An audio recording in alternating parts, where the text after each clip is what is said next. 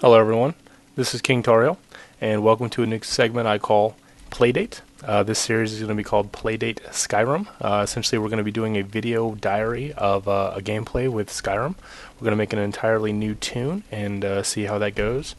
And just try to do something a little different, maybe do some different things. I'm pretty new to Skyrim, I haven't played it all that much, so this will be a relatively new experience for me. So we'll go ahead and try to. I went and skipped ahead all the carriage ride to the get your head chopped off. Sorry if there's a spoiler there for anybody who has played it. So we went ahead and I wanted to pick something that I didn't really play. I have played a lot of Elder Scrolls in the past, but I wanted to do something a little different here. So I went with an orc. I wanted to go a straight melee character. I've never really played one of those before, so I think that would be good to try to do something different. And I figured if we're going to do an orc, let's do the ugliest orc we could possibly be.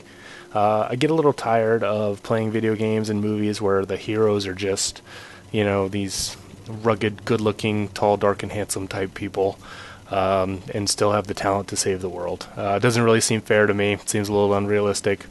Sometimes the person who saved the world is going to be pretty ugly, so I wanted to just fool around with a lot of these different things right here and just make the ugliest orc I could be. Sometimes that's just the way things work. I did make a ugly orc. He's incredibly ugly. I do enjoy that though, and obviously I don't think it'll have an effect on the gameplay, but in real life it probably would, in the shallow world that we live in. Again, in going through all these features, if you are not familiar with Skyrim and you're seeing this for the first time, you can have a lot of character customization in this type of game. And again, I was able to make a really, really ugly orc, not something that you'd want to wake up to the next day, that's for sure. Well, now that we've got our orc about as ugly as we can make him, we'll go and give him a nice backstory. One of the things I love about the Elder Scrolls series is you can always give open-ended backstories, and we'll say he is a prison gladiator who is in jail for inappropriate contact with a chicken. And we'll go ahead and give our chicken-loving friend here a name. We'll go ahead and call him Tarheel, after myself. Not that I love chickens, but, well, I do love chicken to eat, but, well, anyway. We'll go ahead and skip the dragon part and go straight to the combat.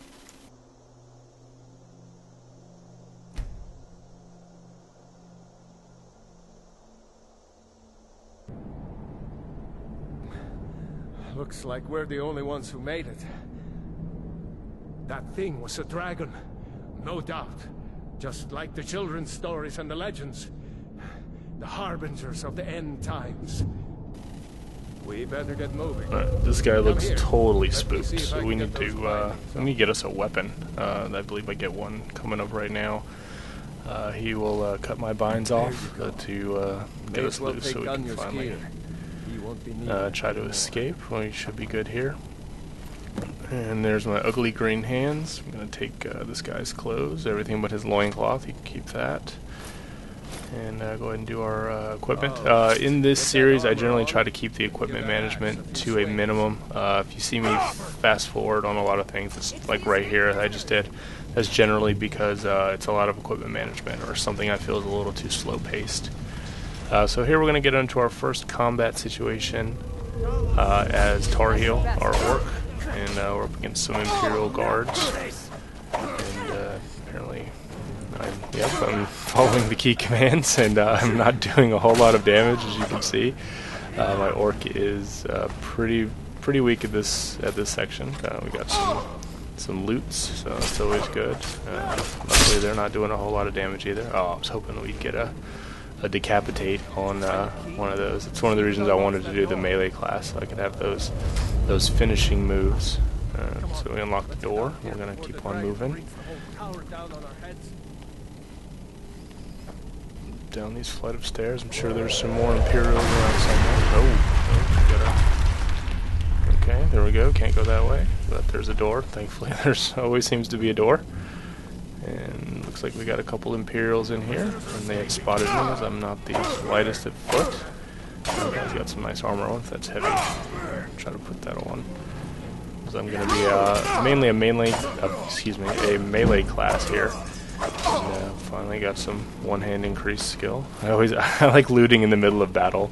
one of my favorite things in the Elder Scrolls series. It's just, kind of takes away from the immersion if you do it, but I don't care. Again, no decapitation.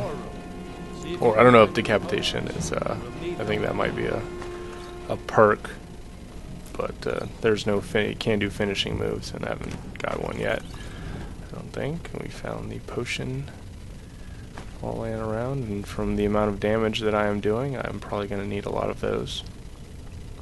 Done. Let's get moving. Continue following down the path. This is kind of similar to the Elder Scrolls 4, if you remember going through the dungeon.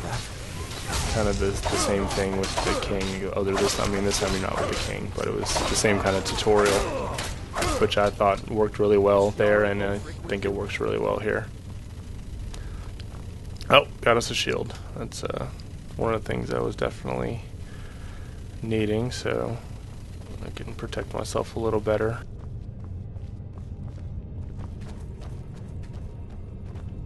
Here, folks.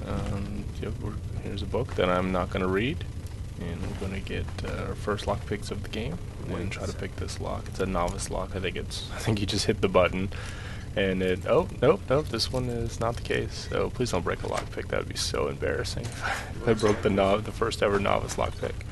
Some conjure stuff, which I'm not that interested in. People pieces and some potions. All right, we can keep on moving here. Where's he going? Wrong way, buddy. So we just walked down a few hallways.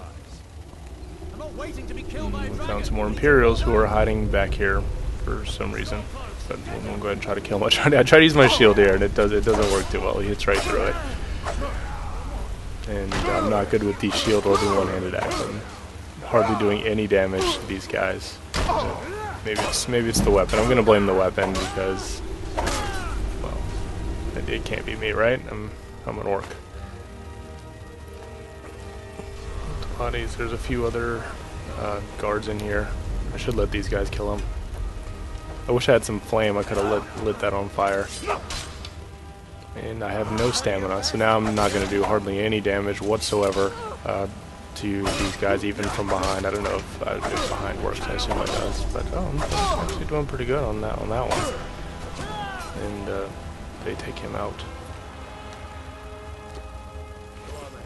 And I think that is all going to be all for this episode. We're going to start wrapping it up. We're just starting here, so we will have another video up soon. There's not much going on right here, and we'll go ahead and continue and escape the city and move on to Riverwood in our next episode, so stay tuned. If you liked the video, kept you entertained a little bit, give me a like and subscribe for future videos. Thanks guys, and take care. Bye.